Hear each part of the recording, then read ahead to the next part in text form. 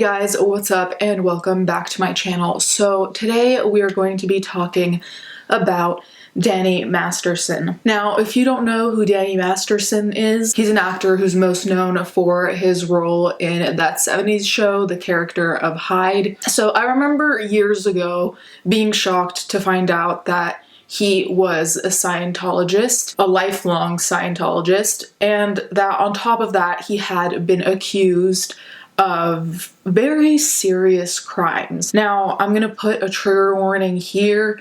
We will be discussing rape, sexual assault, and the like. Now, this video is not meant to include every single thing that happened because some of this goes back almost 2 decades ago, so there is a lot to go through. I did, however, want to discuss this case in particular, mostly because I didn't feel like it was getting enough attention, in my opinion, and also because Danny Masterson is going to be on trial, which is a big deal considering that a lot of issues that come from within the Scientology world are usually kept quiet. And that's another reason why I wanted to talk about this, is that Scientology is notorious for not only silencing any type of victim of anything really within their Scientology world, but they're also intimidators, and we'll get more into that. And I mean, if you know anything about Scientology, you probably know that A, they're, like I said, secretive and very controlling. B, it's very hard for people to leave the quote-unquote Church of Scientology. And C, if they do leave the Church of Scientology, they are going to be in for it. And by that I mean they get called a suppressive person, so they can't see their family or anyone else who they know who is still involved in Scientology. They get harassed, like they literally get followed. They have people at their door with cameras filming them, trying to intimidate them. Let's just say the fact that a Scientologist is going to be on trial is a big deal because throughout the years there have been many claims of abuse within the Church of Scientology, and some of that abuse was physical abuse, mental abuse, all types of abuse, and really we don't see many consequences. Really, we don't see anything come out of it most of the time, which is tragic. So this is a massive deal. So before we get into the most updated news, I did kind of want to go through what exactly he's being accused of, and also how Scientology tried to get in the way and stop his accusers from actually contacting the police. So there are 3 victims as of now. One has been named, which she didn't want to be named, but was by the publicist of Masterson. The 2 other victims don't want to be named. Here, I'm going to focus on victim B, simply because there is a lot of information about victim B in terms of the trajectory of how, they brought this to the attention of Scientology, and then how her mother wrote letters in order to try and get some justice, and the way that Scientology responded to all of that. So victim B was raped in 2003 and then filed a police report in 2004. The way that Scientology responded was by submitting over 50 affidavits from Scientologists who denied the woman's account. So immediately Scientology did not try to look into it as much as just shut it down and scare her, I suppose would be the right term. In 2017, the LAPD actually conducted its own investigation, and someone in law enforcement actually said that the evidence that was shown was very compelling, and that it included audio tapes, emails sent to and from Scientology officers at the time the alleged rapes happened. Let it be known that even though it was in 2017, so over a decade later, the evidence was compelling, but still nothing was occurring. Now, there's a series of letters that the mother and victim B were sending to try and get justice within the Scientology church sphere, I suppose. And the first one is dated January 26th, 2004, and it was sent to the RTC, which is the Religious Technology Center, which supposedly oversees the trademarks of Dianetics and Scientology, and they also controls Scientology's knowledge reports, essentially a way for Scientologists to submit information about another Scientologist without confronting them face to face. So they did reach out to compared to a Scientology form of HR. They sent another letter as nothing was still being done, this time to David Miscavige, who is the leader of the Scientology church. And if you know anything about him, this guy, it scares the shit out of me. He's ruthless and overall hits me very much as a psychopath, and I do not use that word lightly. Every time he's brought up, it's often very much in the context of abuse. So he was delivered a letter, and in the letters, the mother of victim B referenced the knowledge report. So they referenced going to HR. And in this letter to Miscavige, victim B's mother was basically just explaining how angry she was that there was no intervention, that there was nothing being done about the allegations that they had brought forward with the amount of evidence they had, and that everything was at a standstill, almost as if nobody cared or as if it didn't matter. And the response to that from the Church of Scientology was a non-interbulation order, which is the last step before declaring someone a suppressive person, which, as I mentioned before, is evicting them from the church. And rightfully so, the mother responded saying that this non-interbulation order was put there simply because they wanted to scare both her and her victim B, her daughter, and silence them, because declaring them suppressive people simply for going to HR about a rape makes no sense unless you're trying to silence them. So another interesting aspect of this case is that Masterson's then assistant, who was named Bree Schaefer, also kind of backed up victim B, not directly, but she did say things that were concerning, such as Schaefer woke up at 4 a.m. concerned because victim B was supposed to have slept over at her house. Last I heard, she was being dropped off at Danny's house to get a ride with Luke Watson to my house, Schaefer wrote, as quoted by the mother of victim B. She drove to Danny's house, and Watson, a friend of Masterson, allegedly came down to speak to her. When I asked where victim B was, he told me she had gotten extremely drunk and felt sick, that the last he saw of Danny and victim B, that Danny was going to take victim B to throw up. A lot of red flags. So the fact that she didn't get back to Schaefer's house, who she was supposed to sleep over at, already a red flag. The fact that she was inebriated, also a red flag, because clearly no consent could be given at that point, obviously. I mean, it already looked bad before, but it looks even worse if his own ex-assistant had the red flag and woke up worried. So the interesting thing is that night she had not drank because she didn't have a ride. However, once she realized that, and she asked Danny for a drink, and he fixed it for her, she only remembers one drink being given to her, and one only made by Danny. So who knows what could have been put in there. So there was actually someone at the party that night that witnessed a lot, and unfortunately, I think reacted very poorly. They said that when they saw victim B at Danny's, she was totally normal, totally fine. And then they recalled that victim B had only had one drink, and although I did not see him make it, she clearly remembers that Danny made her drink in a red cup. She drank part of it before he shoved her into the jacuzzi, and then the person continued, I was irritated toward Danny that he would have done that to her. Danny picked her up, began to bring her inside and up the stairs. I remember she was resisting, but she seemed a bit drunk and out of it at that point. So we went from just one drink to seemingly being drunk and out of it. That in and of itself. The fact she was also resisting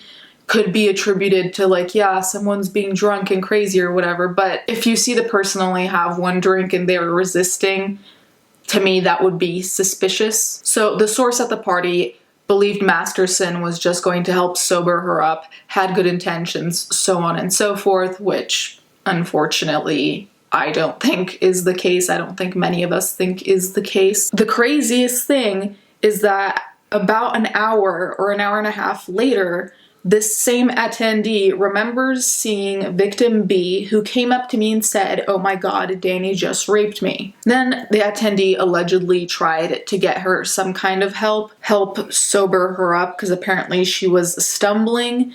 And then guess what happened? Both Danny and Luke brought her back upstairs. They didn't want this person to interfere, and this person just trusted that they, were going to take care of victim B. And the reason why I say this person mishandled it, aside from not interfering more, in my opinion, is also that they said rape would have never come to mind. Even though she had said that, what made sense to me was somebody gave her something at the club and she had a bad reaction, and Danny and Luke were just trying to help her. That's where I really think this person just fucked up enormously, because as soon as someone runs up to you after you see them looking out of it and they run up to you and say that they were raped, and then the person who they allege raped them is gonna take care of them, none of that makes sense. Even if the rape hadn't happened, still you would hope that this attendee would interfere more for victim B, just on the off chance. I don't know why all of this was taken so seemingly lightheartedly or with like so much trust. But then again,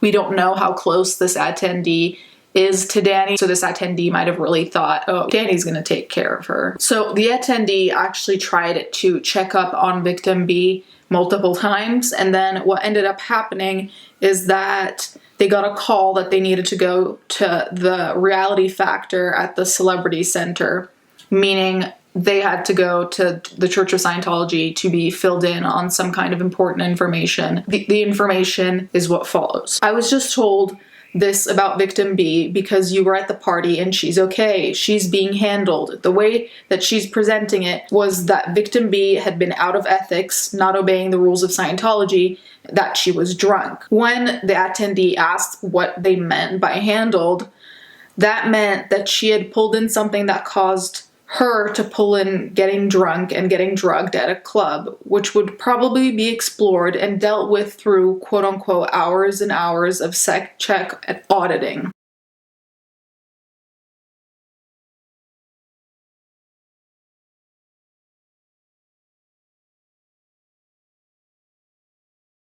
So this is another part that is, in my opinion, the most damning, honestly, because Danny Masterson himself pretty much incriminated himself. And this is in another letter from the mother of victim B. Per Danny, she was very drunk. Per Danny, she hit him while in the shower. And per Danny, she was all of a sudden sober because he showered her. So therefore, it was all of a sudden okay to have his way with her. Per Danny, he returned to his bed. She made her move on him, not the other way around. Per Danny, while he was on top of her, she shoved a pillow at his face. Per Danny, he smothered her with that pillow. He could have killed her. Again.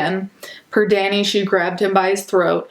Per Danny, he strangled her by her throat. He could have killed her. Per Danny, she was grabbing things off the end table. Per Danny, he asked why she was doing this, and she said she was going to hit him with them.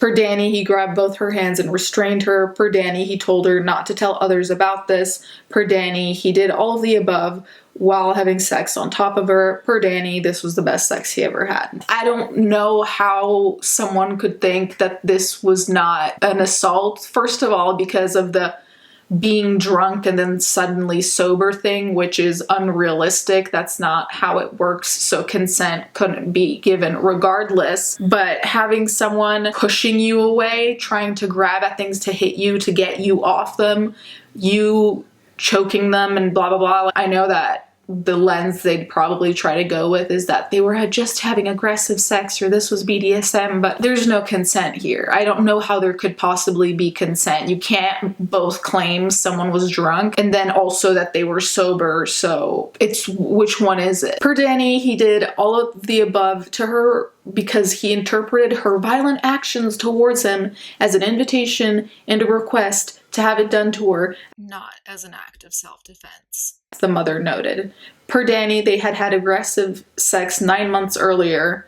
Per victim B, the only aggressive thing that happened earlier was when Danny tried to sodomize her and she made him stop, which she had to go to the doctor to handle things. So there's a history there with him trying to force her to do things she doesn't want to do. Unclear to me how there were even still doubts that something amiss must have happened. He admitted that he did some fucked up, aggressive, and non-consensual shit, thinking that her being violent towards him was an invitation, it just makes no sense. Another victim of Danny Masterson was his ex-girlfriend. Her last name's Bixler, that's what she'll be referred to as. And she said, "I was told by the church that I couldn't go to the authorities for 2 reasons. 1, I was in a consensual relationship with Danny, so it's not a crime. And 2, because it's high crime in Scientology to report another Scientologist to the authorities." Eventually, Bixler did file a police report in December of 2016. So that's a basic overview of what had been occurring inside the church until, like I said, they went and actually reported to the authorities. All of the women we established were terrified of dealing with Scientology, as once you're out of the church and you're deemed a suppressive person, they go to extreme lengths to try to ruin your life. So they're also going to be suing the church in a separate civil lawsuit that alleges they've been the subject of surveillance and harassment since they came forward to the LAPD at the end of 2016.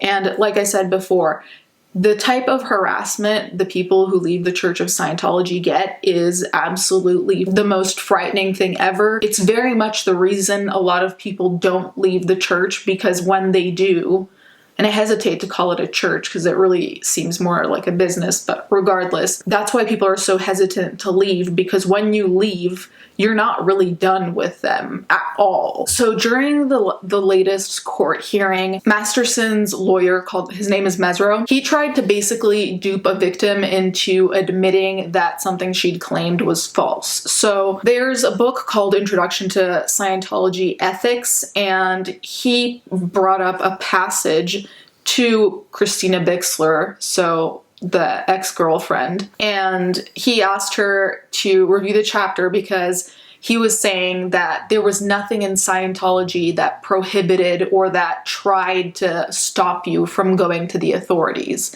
And in the chapter he showed her, there was nothing that said that. The next day, the opposing lawyer, whose name is Mueller, brought up that very same book to Bixler, showing her another chapter.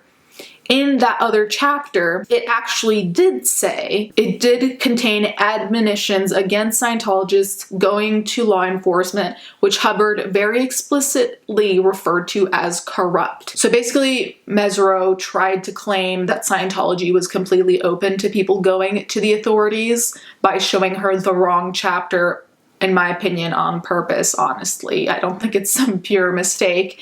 And Mueller was able to be like, actually, no, using that same book against him, which I think was such a badass move, because it's just proving how corrupt even the lawyer of the church is, trying to basically lie about what's in a book to discredit a victim. So after hearing all of this, thankfully the judge thought that everything the victims were saying was credible, and also kept into account the fact that Scientology was a main reason why they didn't come forward earlier. They weren't only afraid of losing their friends and family, but also because of, like I said, how suppressive people get treated after. So that's when the judge decided that there would be a trial. I believe it's going to be on June 7th. But as of right now, things are, I think, looking more positively than I expected, because now there's not only solid proof coming directly from the victims, but even from the Scientology Book of Ethics that literally says don't go to the police or else, which then opens up the door, if all goes well, for other people who are Scientologists who have been abused and who now kind of have a case to back them up. Anyways, guys, you can let me know what you think in the comments down below. Thank you so much for watching. Thank you to my patrons as always, and I'll catch you guys next time.